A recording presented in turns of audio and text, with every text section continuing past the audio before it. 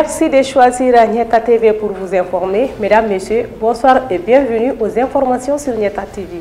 Voici les titres.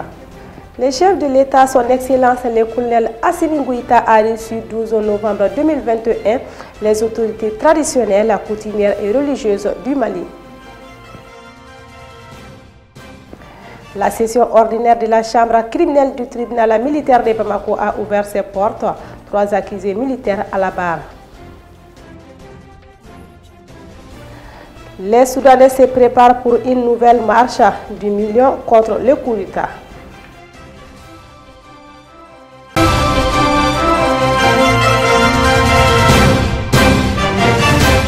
Voilà donc pour les titres. Bienvenue à tous. Le président de la transition, chef de l'État, son Excellence le colonel Assimi Goïta, a reçu vendredi 12 novembre 2021 dans la salle des banquets de Koulouba les autorités traditionnelles, coutumières et religieuses du Mali. À l'ordre du jour, les défis et enjeux sociopolitiques auxquels fait face le Mali. Les détails avec Amadou Niameli. C'était en présence du Premier ministre, du président du Conseil national de la transition, de l'archevêque de Bamako ainsi que du président du Haut Conseil islamique du Mali. Toutes les 19 régions du Mali, en plus du district de Bamako, ont répondu à l'invitation du chef de l'État. À l'unanimité, les légitimités coutumières et traditionnelles ont témoigné que telle rencontre relevait du jamais vu dans notre pays, car selon leur précision, c'était la toute première fois qu'un président réunissait les représentants des terroirs ainsi que les notabilités sous un même toit. Badja Aga Hamatou de la délégation de Ménaka renchérit en déclarant que les chefs traditionnels ont toujours été écartés de la gestion du pouvoir, notamment dans le processus de prise de décision. Une erreur qui, selon lui, est en train d'être corrigée progressivement par le président de la transition. Depuis son investiture, certains représentants des autorités traditionnelles, coutumières et religieuses du Mali ont, au cours de cette cérémonie, réclamé sans réserve une rallonge de la transition jusqu'à l'apaisement du climat social, politique et sécuritaire dans notre pays. Quant à El Hadji Djibril Diarra, patriarche des familles fondatrices du Koulikoro, la prolongation de la transition est une logique qui s'impose de facto aux Maliens au regard du contexte sociopolitique, sécuritaire et humanitaire difficile que vit le pays. Aussi a-t-il exhorté les autorités de la transition à persévérer dans la lutte implacable contre la corruption, la délinquance financière et l'impunité, un soutien de taille qui n'a pas manqué d'en provoquer bien d'autres. Les autres ont lancé un appel pressant aux Maliens à se donner la main pour la réussite de la transition, quelle qu'en soit la durée. De l'avis général, il ressort une vive opposition à la tenue d'une quelconque élection au mois de février prochain pour d'évidentes raisons de sécurité et de paix sociale. C'est pourquoi M. Zantigui Diakité, chef de la délégation de Bougouni, estime que les Maliens doivent prendre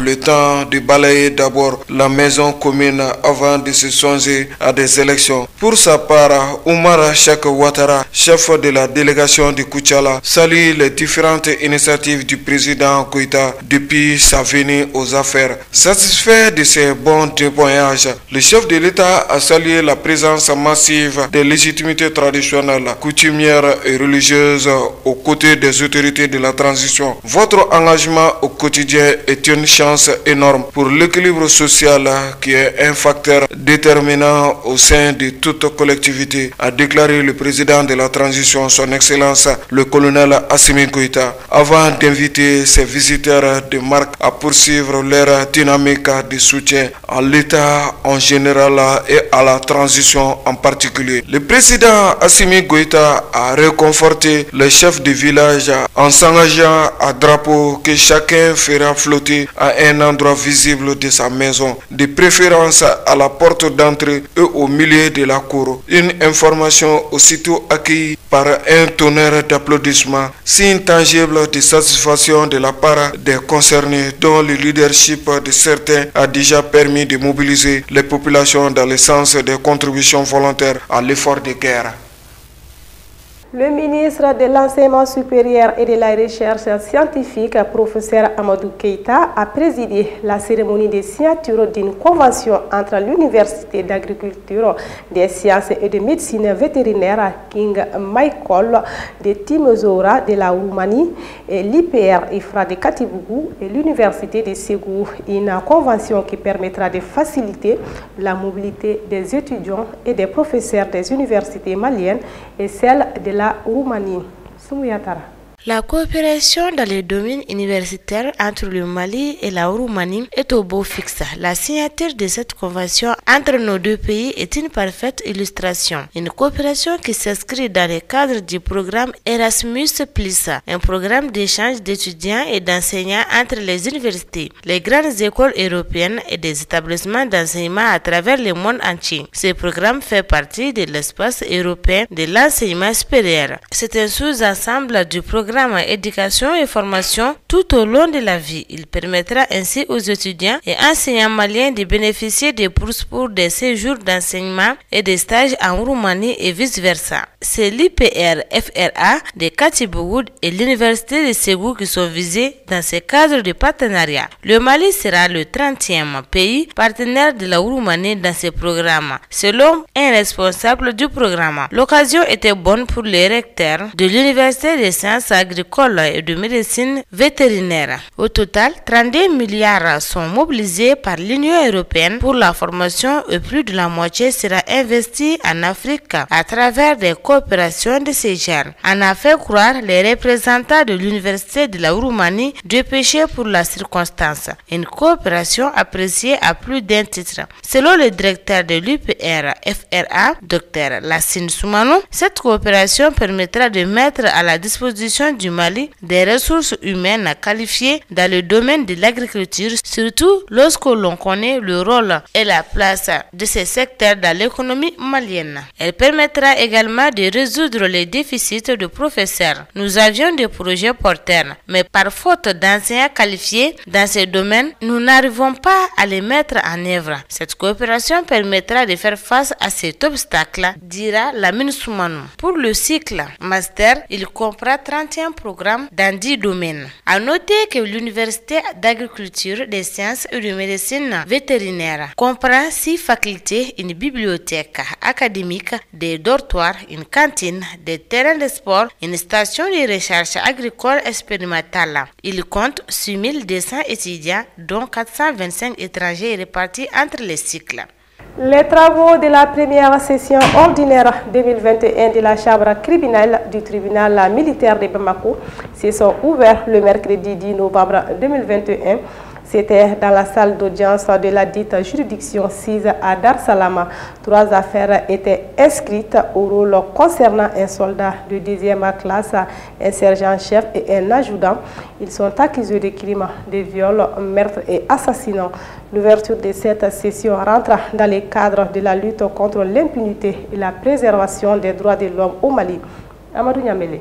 La cérémonie d'ouverture de ces assises de la justice militaire était présidée par Noumadi Kanté, président du tribunal, qui avait à ses côtés le colonel Sadio Kamara, ministre de la Défense et des anciens combattants, Mamadou Kassogué, ministre de la Justice et des droits de l'homme, garde des Sceaux, et le colonel-major Daouda Ali Mohamedine, ministre de la Sécurité et de la Protection civile. On était également la présence du colonel-major Issa Koulibaly, directeur de la justice militaire, du magistrat colonel Soumaïla Bakayoko, procureur de la République près le tribunal militaire et premier substitut du procureur près la cour d'appel de Bamako, maître Moustapha Sissé, bâtonnier de l'ordre des avocats du Mali, et le général de brigade Oumar Diarra, chef d'état-major général des armées. Dans son allocution, le ministère public, représenté par le magistrat colonel Soumaïla Bakayoko, a indiqué que les tribunaux militaires sont compétents pour juger les infractions des droits droit commun commises par les militaires et leurs complices en service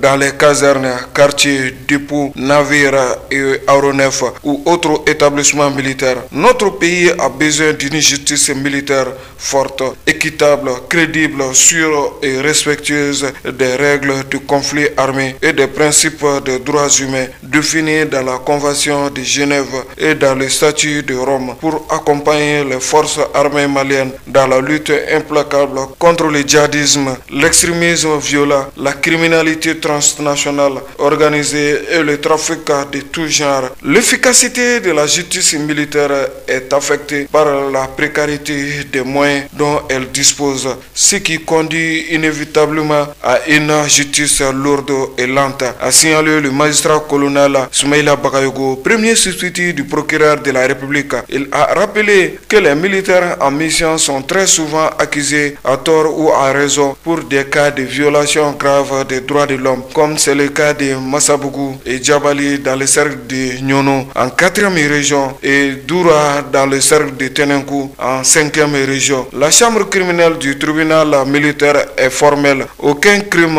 ou d'atteinte aux droits de l'homme ne restera impuni. Le président de la Cour insiste sur le respect des lois, qu'elles soient civiles ou militaires, précisant que les lois sont faites pour être appliquées. Dans le contexte actuel de la transition où il n'y a de place pour l'impunité à quelque niveau que ce soit, dont chacun doit jouer sa partition. C'est pourquoi la Cour d'assises militaire ne ménagera aucun effort pour l'application saine, rigoureuse et clairvoyante de la loi. Les coupables seront sanctionnés et la Cour aura le courage d'acquitter les non-coupables, a fait savoir Noumadi Kanté, président du tribunal militaire de Bamako. Bien qu'il soit tribunal militaire, les droits de la défense sont assurés quelle que soit la gravité du crime et le barreau attend jouer sa partition. Le barreau réitère sa disponibilité à accompagner les plus hautes autorités du pays, les autorités militaires, civiles et politiques pour que nous puissions consolider notre état de droit. Quoi qu'il advienne, nous avancerons et c'est là notre conviction, martèle Maître Moustapha Sissé, bâtonnier de l'ordre des avocats du Mali. Signalons que notre pays dispose de 3 tribunaux militaires, un à Kaï, un à Mopti et un à Bamako. Mais celui de Kaï n'est pas fonctionnel pour le moment.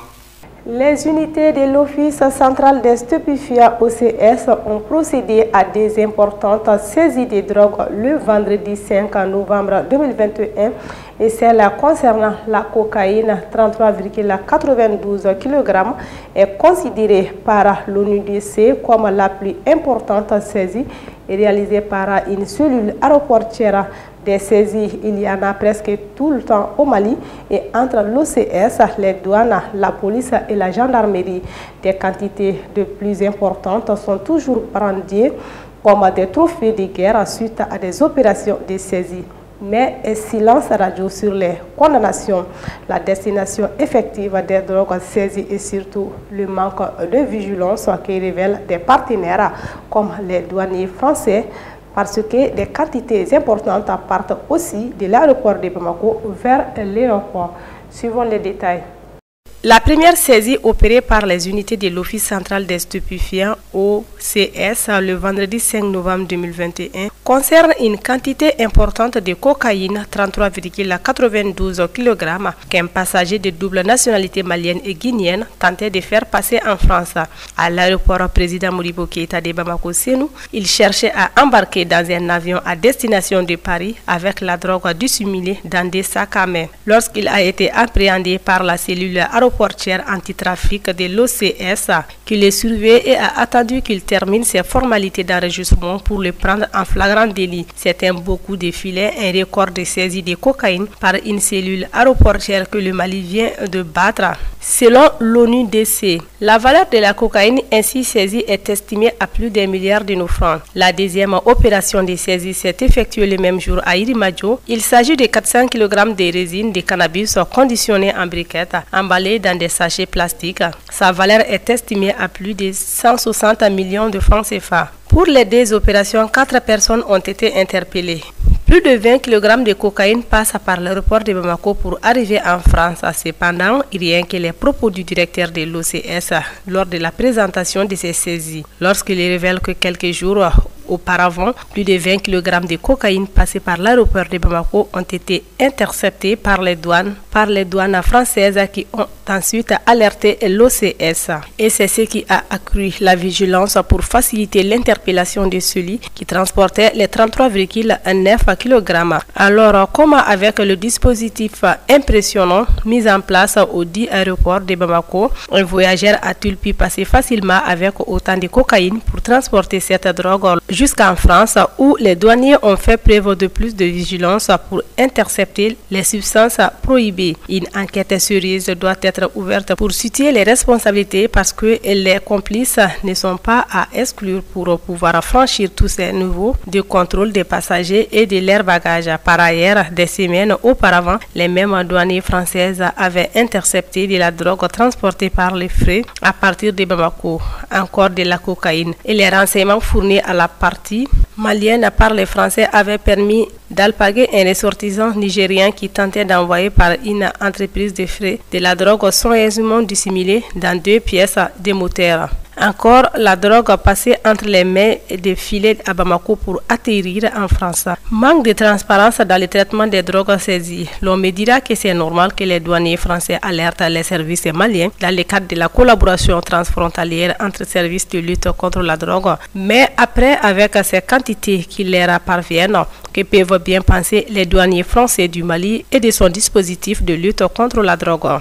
Voilà donc un ensemble de questions dont la recherche des réponses devrait donc guider les autorités pour rendre plus performante la lutte contre la drogue, surtout pour gagner davantage la confiance des populations afin qu'elles y participent activement. En tant que maillon important de la chaîne du dispositif pour gagner ce combat contre le trafic international de stupéfiants. Mais en attendant, avec les quantités importantes annoncées saisies à Bamako ou passées par l'aéroport de Bamako, le Mali ne pourra vraiment s'en flatter puisque c'est la preuve que le Mali tend à devenir une plaque tournante du trafic international de drogue s'il ne l'est pas déjà devenu.